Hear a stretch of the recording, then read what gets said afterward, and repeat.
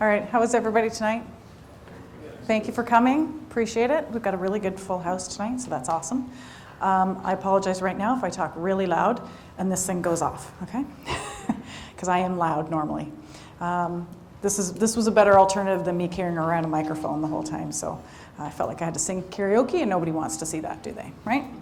So welcome, everyone. Thank you for coming to the Niagara Regional Police. We are hiring. You might have seen on the sign out front, we're always hiring. So it's a really good time to come in and check us out. Tonight we're going to cover not only the recruiting unit, we have some people here regarding special constable positions and auxiliary constable positions. Okay? So I've got a little PowerPoint to go through. We'll go through that, get you a better understanding of the actual process. We'll have the other people speak, and then at the end we can break out, and then you can talk to whoever you need to talk to. So that way, you can, if you want to discuss auxiliary, you can go right to them and talk to auxiliary, special constable, or us for recruiting. Okay? So again, thank you for coming. So Niagara Regional Police Service. So who's our team? It's not very big. There's myself, Constable Mike Delana, who's at the back of the room. He's waving. And Rich Gadro is our sergeant, and he just went upstairs, so he'll be back down. So we are the recruiting unit. We see and deal with all of the candidates that come through here for hiring, okay? So what's our goal? Our goal is to meet and recruit, of course, the best candidates to be police constables with the Niagara Regional Police. As any service, we're all looking for the best constables and candidates that will fit our needs, okay? And we hope that's you. And if not this time, then next time.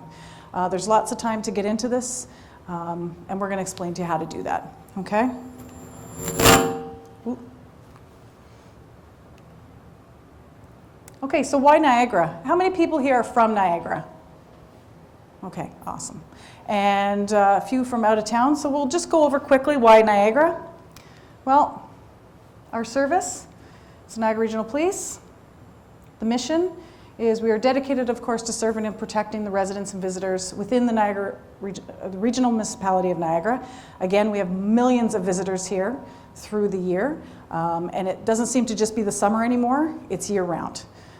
We're dealing with all kinds of people from different countries, different walks of life, so it's a really interesting place to work. We work in partnership, of course, with the community, and we provide quality policing with integrity, diligence, and sensitivity. Thank you. Okay, so what do our members believe in? Well, of course, we're pursuing excellence in every circumstance. All our officers are expected to be of a higher caliber, in being fair and unbiased in the performance of their duties, in accordance with, of course, the Canadian Charter of Rights and Freedoms. We want everyone to be treated fairly, okay? I know when I go to a call, I treat everyone as fairly as what's been given to me, okay? We want to make sure that everyone is treated with respect, because as I always say to new recruits, if you give respect, you get it, okay? In treating all victims of crime with compassion and understanding, and in maintaining, of course, professional standard of conduct at all times. Of course, we all like to joke from time to time. You don't have to be serious every second of the day, but we want to be professional, especially when we're at the call dealing with the person, okay? Of course, we want to be approachable, courteous, and open to all. Again, that's why we're here tonight, and that's why we're talking to you. We want to have this as open as possible for you to understand the process in getting hired within the Niagara Regional Police. Of course, we want to develop creative solutions to policing, okay? We're always looking for new innovative ways to deal with problems, problem solving, why people aren't applying to police anymore. How can we get people into the door? Okay, so we're always looking for new ways. And that's just from our side of the coin. Of course, there's a million other units within the service that are all looking to solve problems as well. Of course, striving to be active participants and leaders in the community. This is where community service comes into play. We really want people that are community-minded, out there in the community, working towards a common goal of making it, we're living here, we want to make it a good place to live, right? And of course, providing a professional, satisfying work environment that respects employees' rights and encourages personal and professional growth. So we want people to be able to grow within this field. that you're not going to be stagnant, you're not going to get bored. What's our motto? Unity, responsibility, and loyalty. Okay? So our motto recognizes the important foundations of Niagara, its history, parts of the vision of the future of the Niagara Regional Police. Okay, so what is our region made up of for those of you who aren't from this area? Basically 500,000 people in the region, over 15 million visitors annually. It's a huge influx. Majority of those are in this Niagara Falls, Niagara-on-the-Lake corridor. We're made up of 12 municipalities, so we have a little bit different kind of policing here than you might see in possibly Toronto. A, size, but B, we deal with a lot of various size of communities, some small, some larger. We, of course, are a short distance from Toronto and from the United States. That's a bonus for a lot of people. You have equal opportunity to good shows, airports, sporting events, etc. It's a really desirable place to live. There's a lot to offer in this area. And what we don't have here, we have a very short distance away. And of course, we have 4 international border crossings close by. I like that when I go get my gas. Okay, so a career within a career. So you're getting into this job, but what makes it different from others? Well, there's a lot of areas that you can work within the Niagara Regional Police, okay? This is to name a few. There's actually more than that, though. So as you can see, there's a real cross-section. We've got emergency task units, so that's like the SWAT team, child abuse, sexual assault, ICE, forensics, marine unit, polygraph, and there's more, okay? Homicide, school resources. So if one thing isn't your cup of tea, go to another. There's lots of opportunity here, and it's always changing, and people are always moving around. So there's great opportunity to try your hand at different areas within the Niagara Regional Police Service. If you talk to any of us after, a lot of us have all worked in multiple areas within the service. Gives you a real good cross-section, okay? You don't get bored, I find that way. Every couple of years, kind of change what you're doing, shake it up a little bit, and it's almost like a new lease on life. So competitive salaries and benefits, of course, it's a good thing to know about, but that's not why we got in here. We have a competitive salary to every other police service in the province of Ontario. So every police service in the province of Ontario makes very close to the same amount, okay? Right now, as of January 1st, 2019, a first-class constable will be making $100,000, just over it. That's a good salary in this area. I know for those of you who are from this area, a lot of the industry isn't here anymore. It's based on tourism. It's not necessarily the highest paid employment, and a lot of it's seasonal. So to find an employer that has longevity, long-term benefits, good pay, that's a really nice place to be. Okay, we have a very good pension plan, which is dwindling, unfortunately, not for us, for others. I have actually 2 sons that work at Ford, and they don't have that anymore. They've dealt it away in their contracts, so they kind of have to save for their own savings for their retirement. So this is a really added bonus that a lot of companies just don't offer anymore. We're lucky enough to still have a very good pension. And of course, we have good benefits, whether it's massage therapy, physiotherapy, et cetera, educational reimbursements. We have a lot of employee and family assistance programs, so if someone in your family needs assistance for maybe an eating disorder, or they've got some sort of anxiety, et cetera, we can get them help as well. We have a very good work schedule, so majority of the time, an officer works a 4-on, 4-off, 12-hour shifts, okay? Some of you may go, ooh, that's a long day. It is a long day, but you do get used to it. And then when you actually go back to an 8-hour shift, you're like, I can't get anything done. The day goes really fast. And of course, we have the career within a career.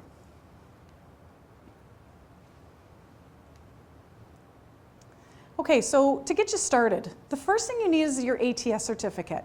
So this is done prior to applying to the police service, okay? So you might have recently heard some rumblings about that you don't need a physical anymore. Okay, you still need a physical at the ATS side of it, okay?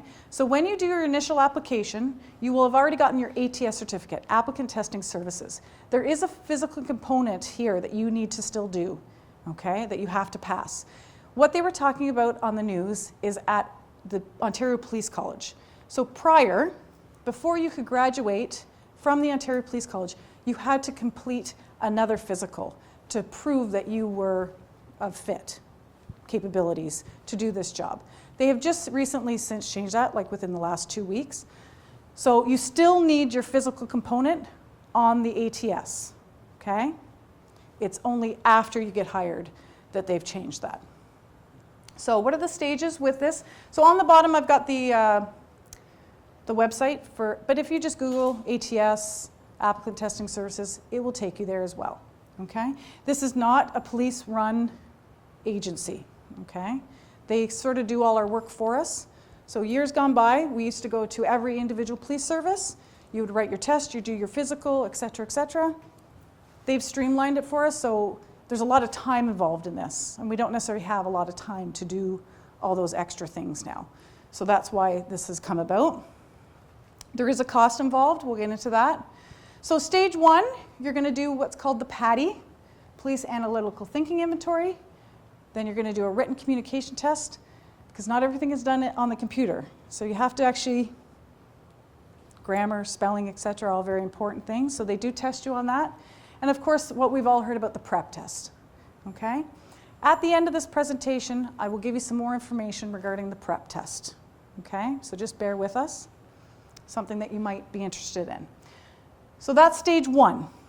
If you pass that, then you'll be able to go on to stage 2, which is a behavior personal assessment device called the BPAD, okay? This is sort of a scenario-based, almost video that you watch and you pull out from that important details, okay?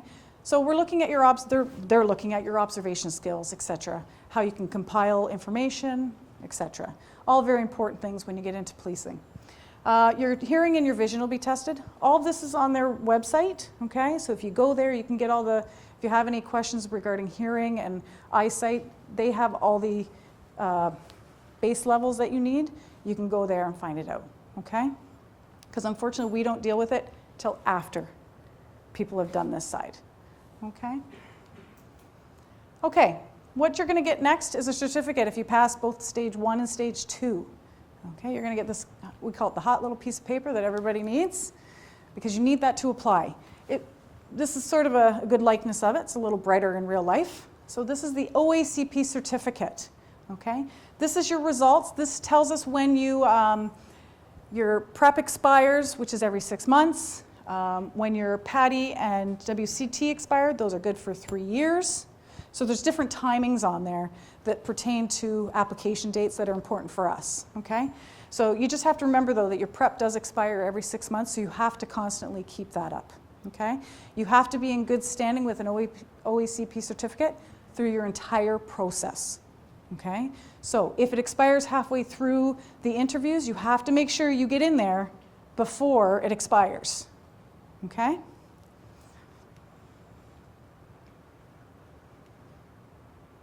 Okay, so once you get your ATS and you've got that OACP certificate, you're ready to apply, okay?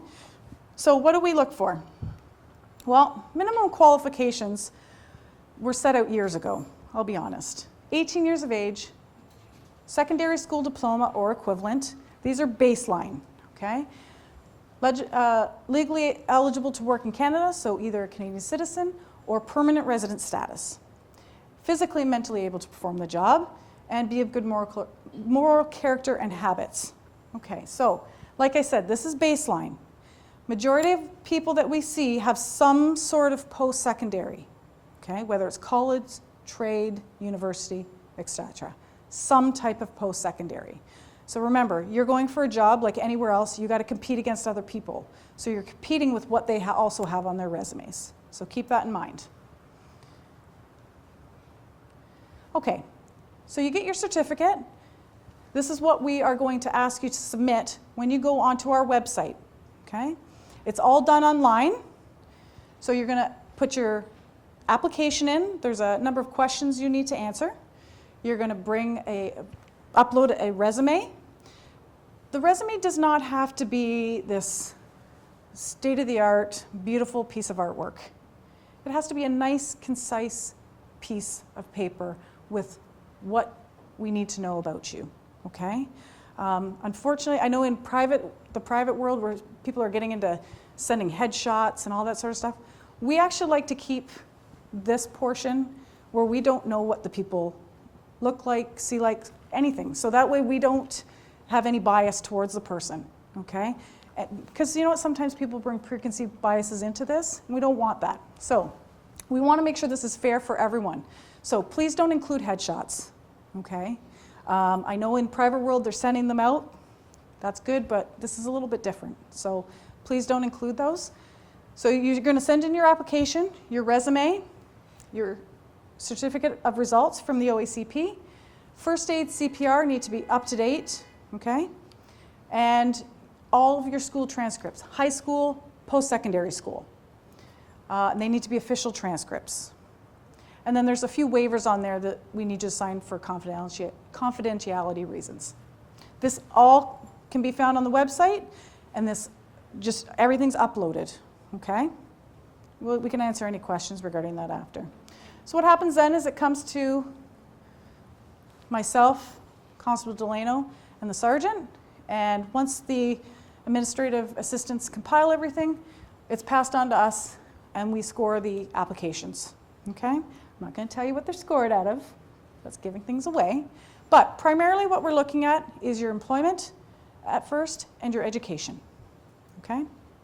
So I was at Niagara College today speaking to some of the students, and I said, it's not a great thing to be jumping around between jobs, okay? We want to see people that are committed to employment and committed to maybe some longevity and able to deal with maybe some of the issues, although they may not be great, but you work through them. So just because you don't like working there anymore, you don't just quit, right?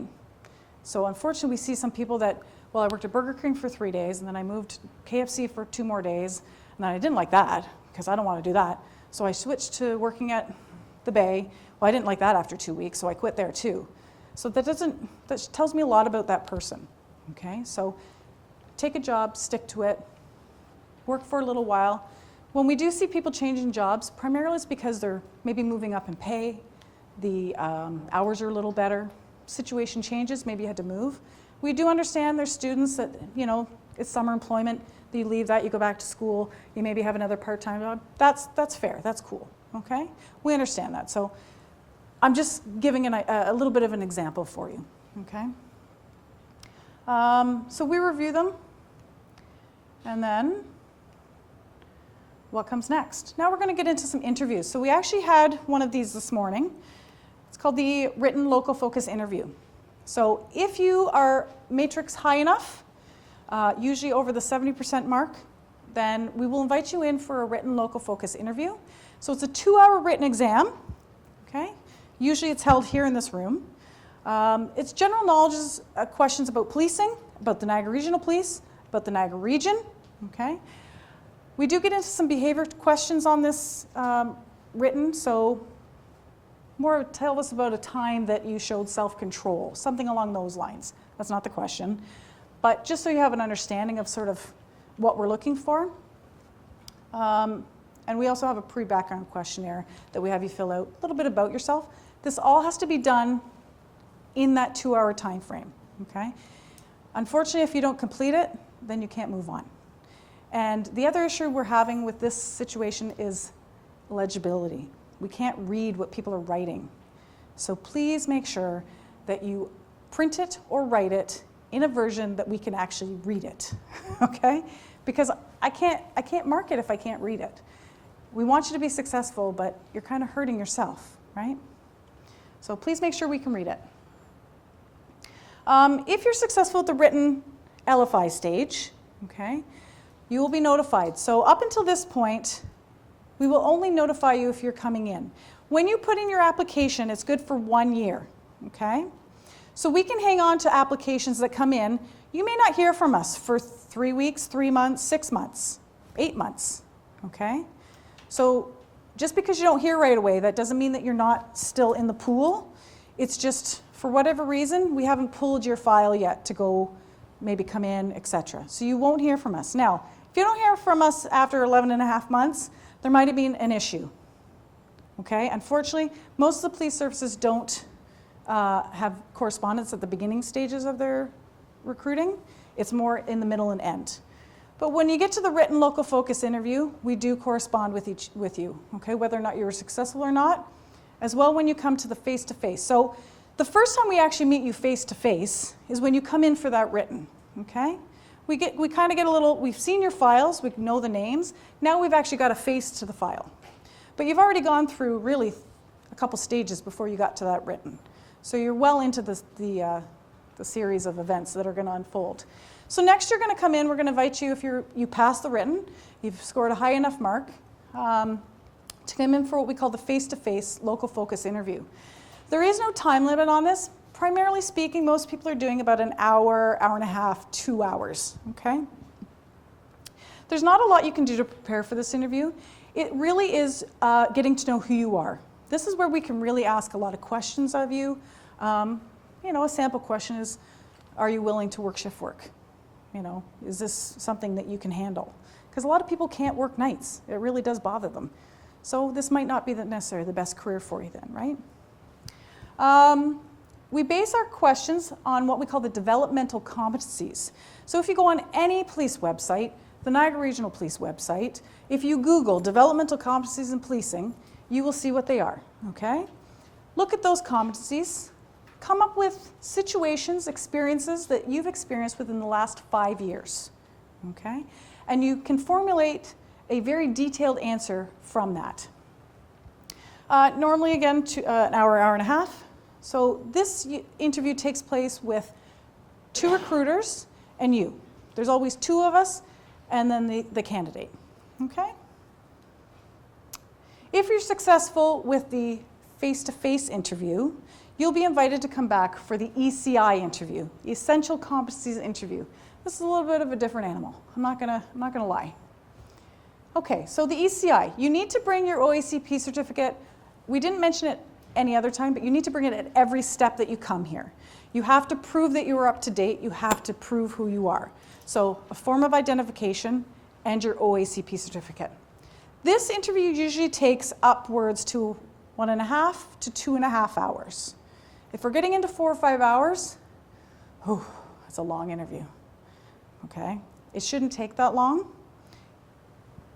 If it's gotten that long, you've kind of gone off the rails a little, okay?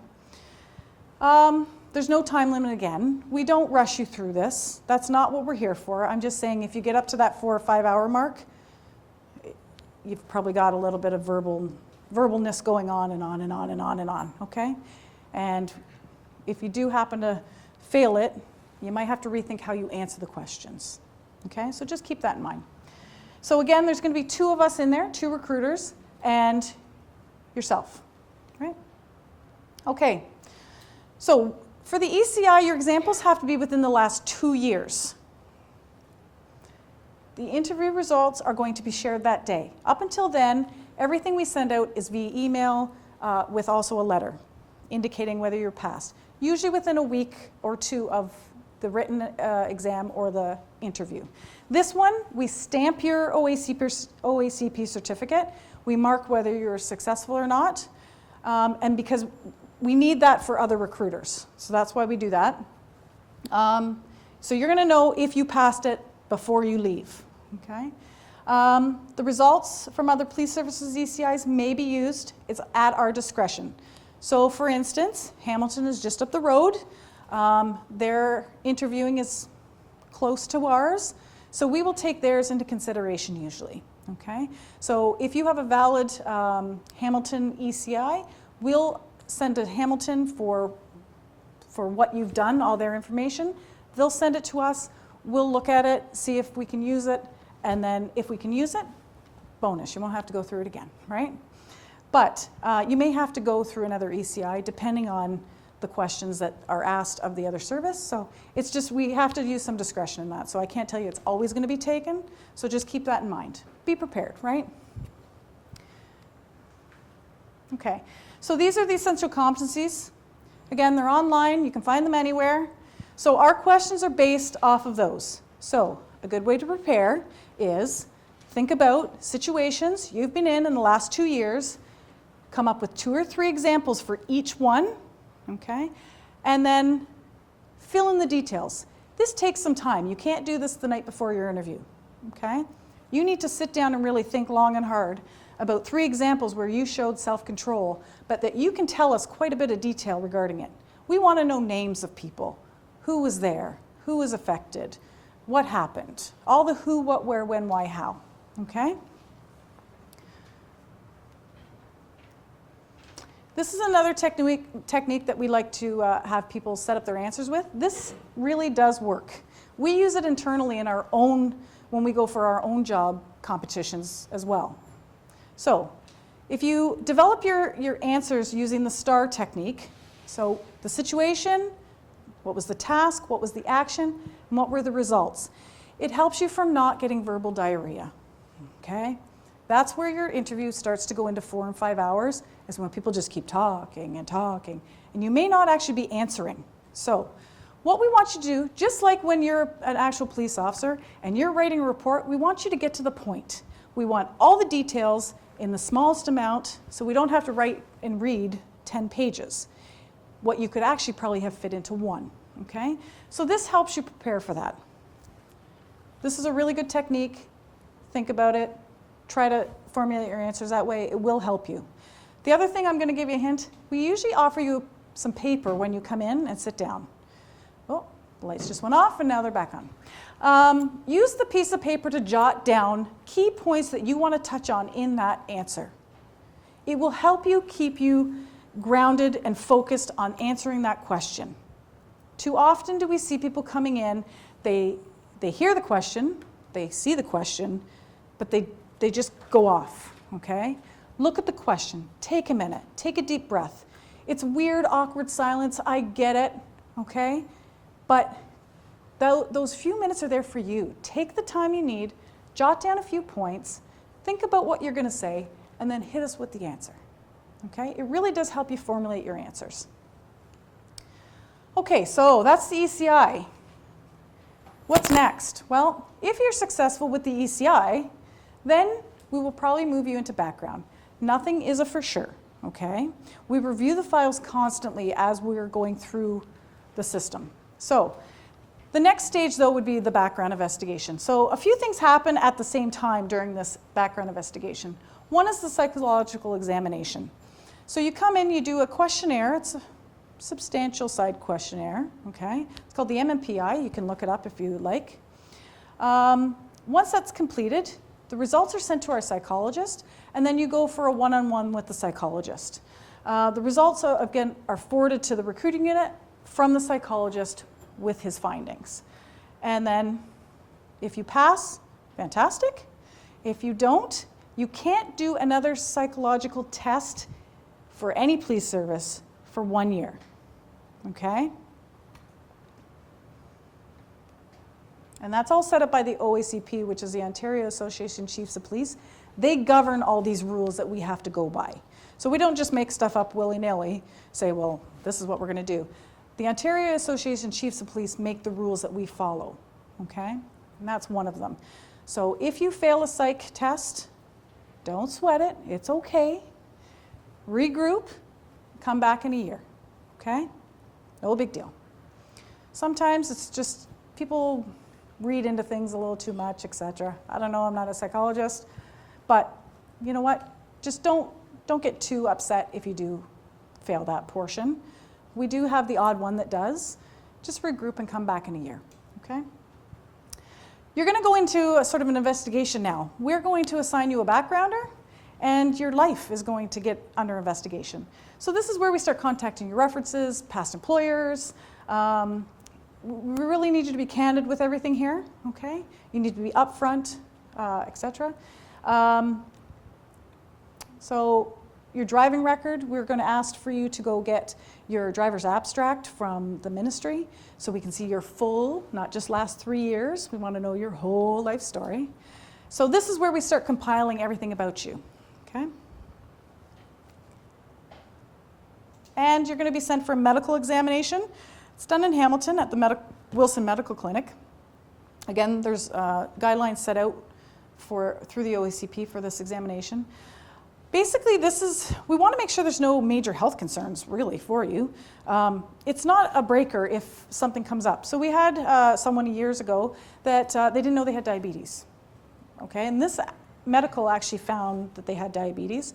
So we had our nurse address the candidate, not us, okay? We're not medical personnel. They dealt with it, let the person know, they got treatment, they work for us, okay? So this doesn't mean that you're out because you have something. This means that you just may need to take care of something, okay? We want people medically fit for employment. Okay.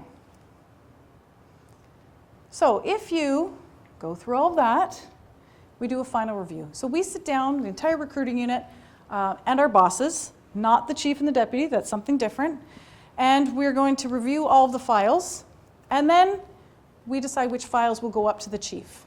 The chief and the two deputies will sit in on an interview with you, if you're invited, and they make the final say. So they're furnished with your entire file, your entire background. They have a few weeks to peruse it, check it out, do everything they need to do with it. They come into this interview knowing who you are, even though they've never met you. But then they get the face to the name, right? So then they ask you a couple questions, and they make the final decision of whether or not you're going to get hired by the Niagara Police. We just hopefully get you to that point. Well, you're going to get yourself to that point. We help you along the way, but they do make the final decision. Okay, if you are chosen, then the chief makes that telephone call and says, all right, these are the people, and we start making some offers of employment at that point. Hopefully it's on the same day. Sometimes that doesn't happen. We had one group that had to wait a week. So that's a tough week to wait, isn't it, when you're sitting there waiting for maybe the job you're going to have for your next 30 years.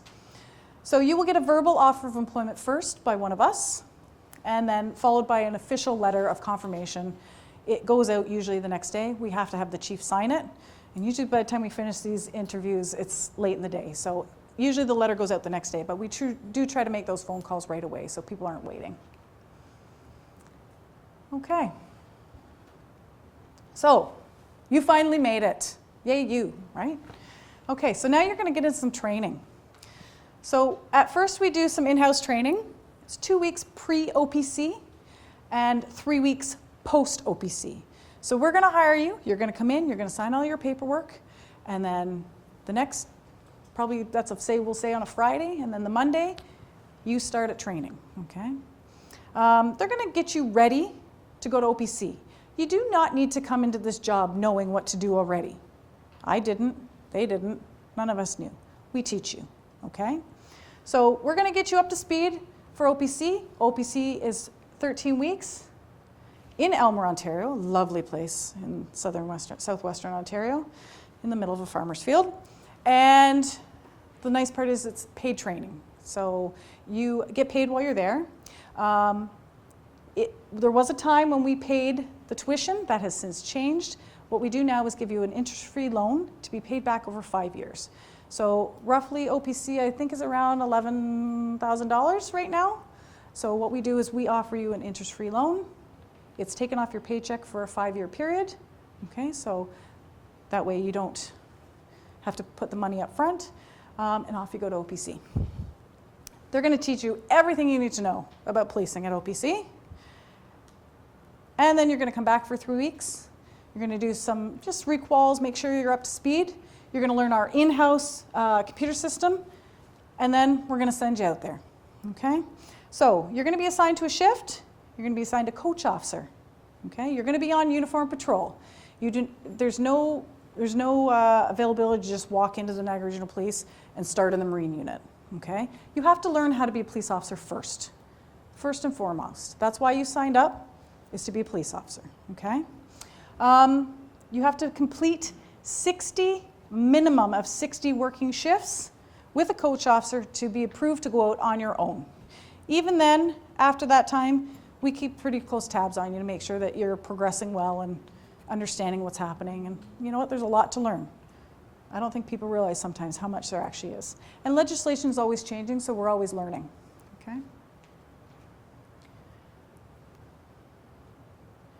Okay, a couple final points. Of course, we want only the best, right?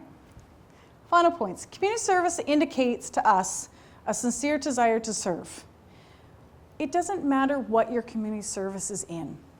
Get out there and be part of your community, whether it's a church group, whether it's sports, whatever the case may be, working with youth. Get out there and volunteer in your community, okay?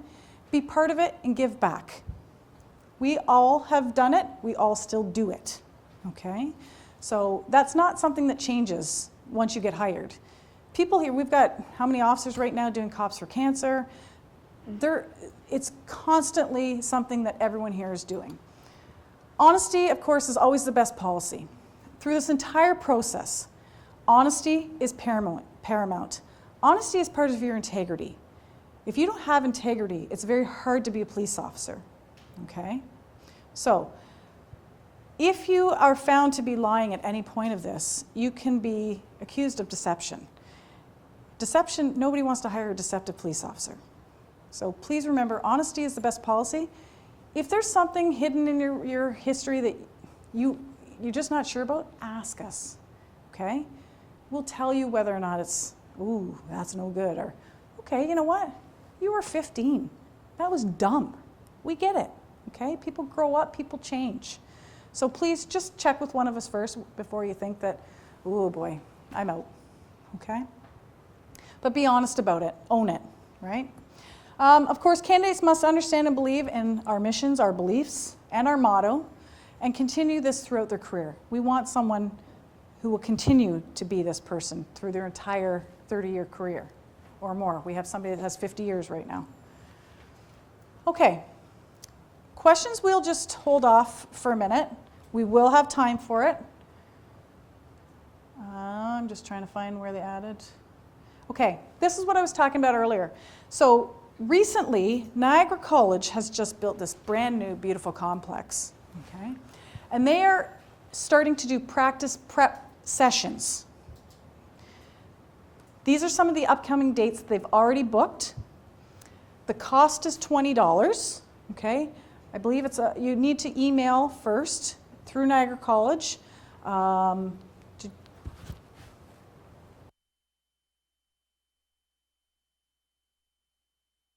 So just go on the website and you can sign up from their website. I believe it's Angela Gallo is the lady in charge of running these prep sessions. So this is a great opportunity. We have never had this in Niagara before. So jump on it. If you haven't done an ATS prep, go to one of these, okay? They're not as easy as you think. All right, so this is a great opportunity to get some practice in before you actually spend the money doing the prep, because it's much more expensive than this. The totality of the ATS is around $300 to $400 between the prep, the stage 1 and the stage 2, okay? So you are gonna invest a little bit of money in this, but you have to think long-term, right? Long-term career of making $100,000. So, but be prepared for it when you go there. Woo! Almost dropped it. Do you want me to leave that up, or you've got the next? We have we'll do a question period. We'll do a bit of a breakout for it. I think it's going to be a group one, I think. That may be a little bit easier. No, we'll do the questions at the end. Okay, so we'll have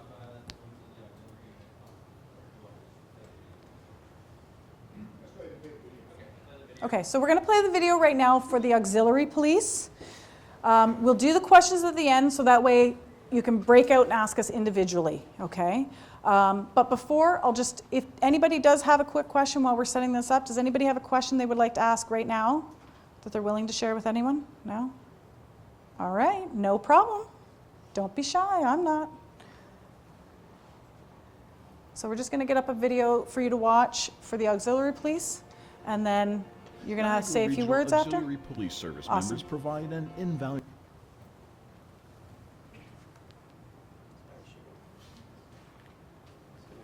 Here.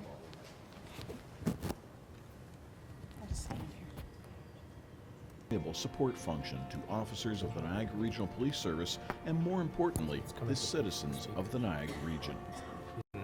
Being an auxiliary member of the Niagara Regional Police Service is a demanding yet rewarding volunteer position. Okay, sit tight. We just wanted to get it up a little higher so you guys can hear it. So auxiliary is invaluable. They'll talk about it. As officers, we have auxiliaries with us at lots of events. lots of with us in the cars, etc. So it really is a good program. Definitely something to look at if you're, looking at getting involved. Maybe you're not even sure if policing's for you. That might be a good way to try it out first and see if you like it before you actually put the time into the hiring process. Niagara Regional Auxiliary Police Service members provide an invaluable support function to officers of the Niagara Regional Police Service and, more importantly, the citizens of the Niagara region. Being an auxiliary member of the Niagara Regional Police Service is a demanding yet rewarding volunteer position, requiring substantial commitment of time and energy. Each year, auxiliary members give nearly 15,000 hours back to their communities. As a support to full-time officers, auxiliary members assist with community events, providing security, crowd, and traffic control at parades, festivals, special occasions, and events. Auxiliary members also accompany officers on regular patrol, in cruisers, on bicycle, and on foot patrol. Members are often used to support directed patrol activities such as ride programs, traffic enforcement, off-campus security initiatives, and the service's Safe Summer program. Auxiliary officers can also be selected to expand their training, enabling them to assist the service's Marine and ATV units. 9 specially trained auxiliary officers currently carry out this initiative. Auxiliary officers are subject to being called out in the event of an emergency. Whether it's a missing person or lost child, a search for evidence, or a disaster, auxiliary members may be deployed to assist police in controlling scenes. In extreme emergencies, auxiliary officers may even be authorized by the Chief of Police to assume the same powers and authorities as sworn officers. A full-time inspector with the Niagara Regional Police Service acts as coordinator and liaison for the program, and in conjunction with the Police Service's Human Resources and Training units, is responsible for the recruiting, selection, and training of auxiliary officers. The structure of the Niagara Regional Police Auxiliary Service mirrors that of the regular police service. Administration and day-to-day operations are overseen by an auxiliary inspector, who is in turn assisted by an auxiliary staff sergeant with the scheduling of personnel and the assignment of taskings. Frontline supervision is provided by up to 8 auxiliary sergeants. Consistent with its commitment to only the highest standards, the NRPS expects and will only accept the best for its auxiliary ranks. In fact, the selection process for auxiliary officers is very similar to that of regular police officers. Auxiliary police constable candidates must be at least 18 years of age, must be physically and mentally fit, be of good moral character and habits. They must be eligible for work in Canada, and they must have at least a grade 12 diploma. Auxiliary recruitment and hiring typically takes place only once a year. The hiring process is comprised of several progressive stages. Written tests, including the General Aptitude Test Battery, or GATB, a spelling test, and note-taking and report-writing exercises. Candidates who pass the written tests will then undergo a vigorous regimen of physical tests, including the shuttle run, push-ups, back extensions, and a flexibility test. Valid ATSs will also be considered. Successful candidates then move on to the interview stage, where their suitability is considered by a panel of police and auxiliary police staff. Final selection is conditional upon an extensive background investigation. Auxiliary officers receive extensive recruit training by members of the NRPS training unit. Specific components include equipment, defensive tactics and use of force, firearms, the law including criminal code and provincial offenses, first aid, radio procedures, tactical communications, report writing and note-taking, crime scene preservation and evidence, emergency driving, and drill. All police equipment and uniforms are provided by the service. Upon successful completion of the training program, new auxiliary officers are welcomed into the Niagara Regional Police Service family at a formal graduation ceremony. But the training doesn't end here. Enhancing knowledge, skills, and abilities of our auxiliary complement is an ongoing priority. Officers attend monthly training sessions and are also encouraged to attend many of the courses, seminars, and training opportunities provided to full-time NRPS officers. Upon graduation, auxiliary members are generally assigned to the districts in which they live. However, specific assignments may take them anywhere in the region. Once assigned to a district, auxiliary officers are expected to assist with special events and support frontline officers wherever they're needed. Regular ride-alongs with full-time officers provide auxiliary members with greater insights on the roles and responsibilities of the service. Auxiliary members are expected to contribute a minimum of 16 hours of active service per month, including 4 hours of training. Every auxiliary officer has a different reason for joining. For some, it's a way to give back to the communities. For others, serving as an auxiliary officer is a logical stepping stone to a career in law enforcement. I started with the police service 30 years ago, and at that point I was trying to determine if policing was the career I wanted. So I saw the auxiliary service as an opportunity for me to get a bit of exposure to policing. I remember riding along with a couple of the officers, and it really gave me an idea of what policing was all about. It gave me an opportunity to actually work in the cruisers with the officers to see exactly what the police service offered, and it was definitely a career that was for me. I used that as a stepping stone to become a full-time member of the service, and as I said, that was 30 years ago and haven't looked back since. Regardless of the reason, the vast majority of NRPS auxiliary members are glad they did it, happy for the sense of satisfaction that comes from doing a job well done, and proud to serve the community in which they live.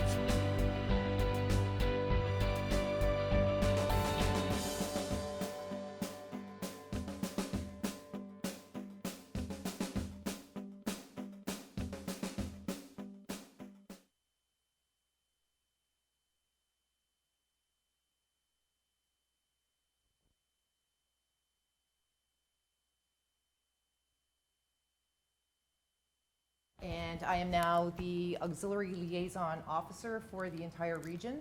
So as Constable Abbott mentioned, if you're not quite sure if policing is for you or you want to give it a test drive, the auxiliary might be an option for you. So we have, like the video clearly covered, we do have a process. There is testing involved, followed by, what are you doing? They want it on. Okay. There's testing involved, followed by, the physical fitness testing. It's not as involved as the testing for becoming a regular police officer, but we do want really good quality candidates. Auxiliary policing is very much like being a volunteer firefighter, so that's the equivalent. We have Superintendent Bruce Dressel. He's in charge of the auxiliaries. And at the back of the room are two of our auxiliary officers, Constable St. Auban and Macaulay. So they can give you firsthand information about what you do. I can tell you how to apply. You can apply online just as you would if you were applying for the regular police service. The applications all come to me, and from there we go. Do you have anything to add to that, Bruce? Just as I said, it's an excellent opportunity for you to see what policing is like, and some of you will actually find that you don't want to go into policing. Others will find that you do. We can, with the auxiliary, we can help you and show you what it's like and give you the tools to move forward. Hope to see some of you. If you have any questions, feel free to seek us out at the back of the room. So very quickly, Gina, they go online? Yes, you can go online, fill out your application. If you want to send a resume along to me, I have cards at the back of the room as well, just so that if you've forgotten my name or where to send it, you can do that. And we do have testing once a year. It generally takes place the first or second weekend in January. I think right now we are set up for January 12th. It's the second weekend in January. So it's a once-a-year deal. We accept applications up to the time that you write the test, but the earlier the better. Right now I think I've got 18 applications on file, and I'm always looking for more, and we'd be happy to have you. Thank you. See, that wasn't painful, was it? No. Might be taking it off you, but hang on. There. Okay, so very quickly, auxiliary, if you're interested, definitely speak to some of the people at the back. Go online, put your application in. They are accepting applications for auxiliary. That way you've got it in enough time for when they start doing the testing in right at the beginning of the new year. Okay, so really, really good thing to get into. Yep. You're up. We're just going to play pass it back and All forth. right, pass the microphone. Good evening, everybody. I'm Staff Sergeant Paul Webb. This is Staff Sergeant Mario Lagrateria. We're partners in the court unit, so we take care of everything from prisoner handling to all the courthouses that you see around the area. Special constables is what we're here to talk to you about. We do have constables that work for us. That's a progression, obviously. Special constables with us, the hiring process is similar. We'll get into that in a couple minutes. Basically, they start anywhere from as a temp special, always, we call them. So it's temporary employment. We don't guarantee any hours, but for instance, over the last summer, every one of them was getting 40 to 44 hours. Starting wage is 36 now? Yeah, roughly $36 an hour. After 480 hours with us, you then qualify for benefits. So the benefit isn't a full benefit package as you would if you're a full-time special constable or a full-time member of the regional police, but there are benefits involved for that. Well, I guess we'll cover the training off at the end. Special constables have a number of different duties within our service. Central holding, I'll let Mario talk about that in a minute. That's his specialty. We have a central lockup here. At the courthouses, for me, they do prisoner transport, meaning they take prisoners back and forth from court anywhere in Ontario, and sometimes even outside of there, usually locally.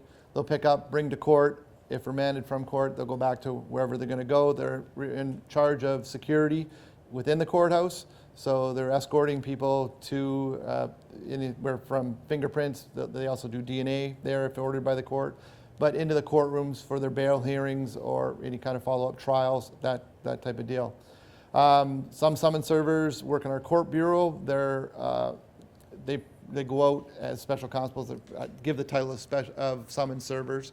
But they serve documents within the community. So they're mobile. You may have seen the vehicles out. They're similar to marked cruisers, except they'll say court services on the side of them. So they swear to documents there, ensure that people, witnesses or accused or whatever, are coming to court for those. The duties at the court. Oh, front doors, any of the front door security, those are special constables as well. The wanding, the magnetometers, the metal detectors that people have to walk through. So they're very versatile, and they are an absolute vital component of the police service.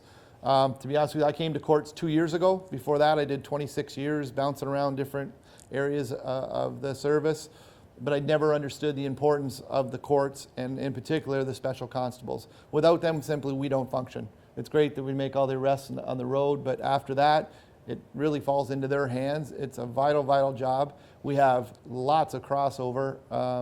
We were just talking about it before this. We're actually in a hiring process now for more specials because we keep losing them to constables, both with us and with other services. We lost, what did we say, 4 in the last year? Not even that. In the last 6 months, we've lost 4. The time I've been here, I think we're up 6 or 8 in that time frame. So it is a good stepping stone. It's a way to audition. Think of it, if you're a businessman and you're looking to hire somebody, are you going to hire somebody that you know and you already have seen how they work and the proven track record that they have? Or are you going to take that chance on somebody you don't know? If you're balancing 2 equal candidates, I'm going with the person that I know and that has proven themselves. And everything that Nicole got into as far as the backgrounds and stuff that we're doing is so much easier when she's going to talk to people. Now she knows them. You're not trying to dig into your background to get past the 3 people that you listed on your resume that you know are going to give positive outlooks about you. We have performance appraisals, the supervisors. It's a great way to do it. We also have people that come in to be specials, and then they ultimately decide, or want to be police officers, but they decide, you know what, I really like this, and this is what I want to do. We've got a handful of those as well. So it's a good career. It's a good path to go to. As far as applying, same thing. You apply online, no different. Ours is a little bit back-end loaded more than front-end. Resume, I believe, is all you need to do to start the process, and then they'll mail you a questionnaire that they want you to fill out. Again, there's a scoring that takes place there. Once that scoring, assuming you get past that level, you're invited in for an interview. Typically, it's Mario and I and somebody from Human Resources, and it's interviews roughly an hour, depending on how it goes. and we score from there. If you're successful after that, then you go on to a background check. Background's first, right? I think it's, yeah, the background check, then psych and medical, and very similar to what they do as well. Same thing there. One of the we're looking for is honesty and straightforward. To be blunt, you lie, you're done. It's as simple as that. I mean, you can candy coat it any way you want. We have people that have gone through, they've used, well, when you say marijuana, I guess a month from now, that's legalities that are there. We were all young too. Mistakes are made. Be honest with them. You can explain away mistakes. We've had guys that have been hired here that, have had minor arrests when they were younger, like shoplifting and things like that. They're kids. They make mistakes. You get past it, you can explain it. You don't do it because you decide, you know what, I was at Zares and I got arrested for shoplifting, but they didn't lay a charge on me. They called mom and dad and I just went home, so the police don't know about it. Okay, maybe we don't, depending on where you were at and how long ago whether the report was there. But if we find out about it and you didn't disclose it, you've just eliminated yourself from the process, probably permanently in one of those cases. So it's really not worth it. It's going to come out, the background checks are very detailed. Just be honest. It's easier to try to explain something than try to explain why you lied, because there really isn't an explanation of why you lied. Where we get into once you're hired, if you're hired with us, we go to the training unit. We do our own in-house training. Oh, somebody keep leaning on the lights back there. It's a 2-week training course. You do all your use of force training, to use the pepper sprays, things like that. Yes, you do get pepper sprayed, but the thing, you will live. It's not comfortable, and I freaking hate it, but you will live. Who does? It does hurt. I'd take a taser over a pepper spray any day of the week. I know that sounds crazy, but hey, us gingers, we don't do well with the pepper spray. Oh yeah, days. So you do 2 weeks there, then you come back and we do a 2-week cycle. So you'll do 2 weeks in central holding, which my partner will tell you about in a minute. 2 weeks over at the courthouse doing prisoner transport. We usually mix in like a week at the front doors.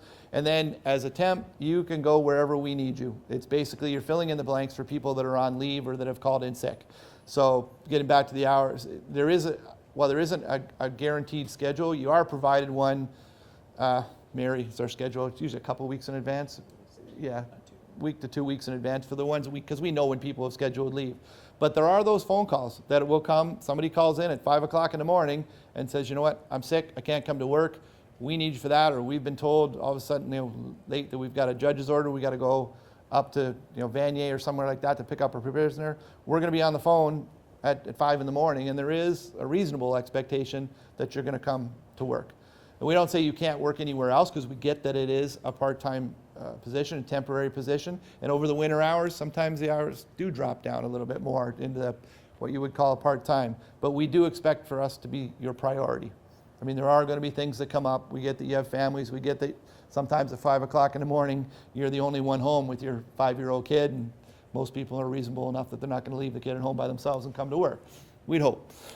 But, so you get where we're coming from with it. So.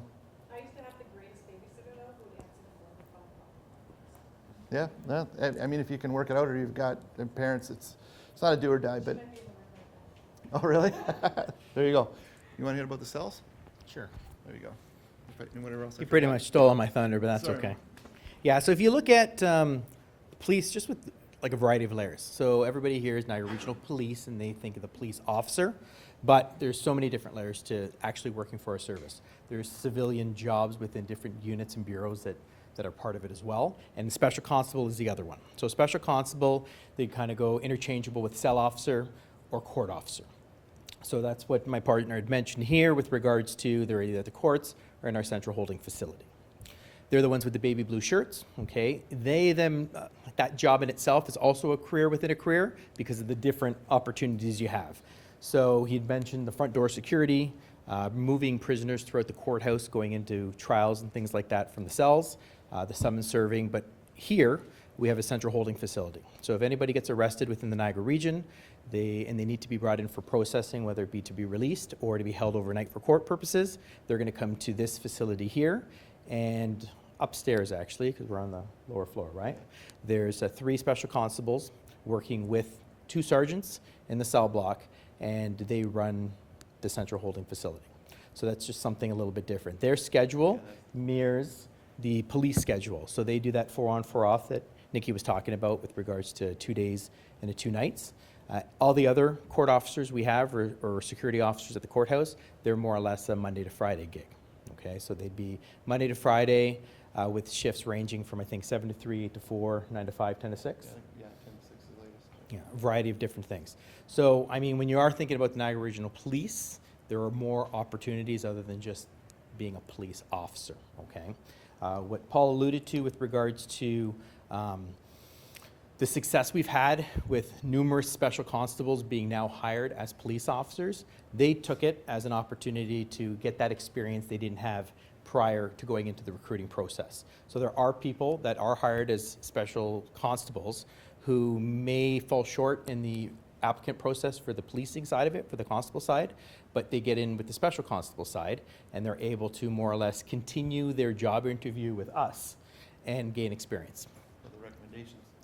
That's right. We actually get the recommendations from, we work with the recruiting unit all the time. And we'll just say, if you got, you know, if you got somebody that's almost there, not ready, and actually we're in the you can talk about the hiring we're doing right now, but we're hiring 5, 2 of them are candidates that got to the very final stage, and the chief came to us and said, you know what, they're not quite there for a police officer, but we like them, we'd like you to give them an opportunity as a special constable. And we're hiring them directly without even going through our process.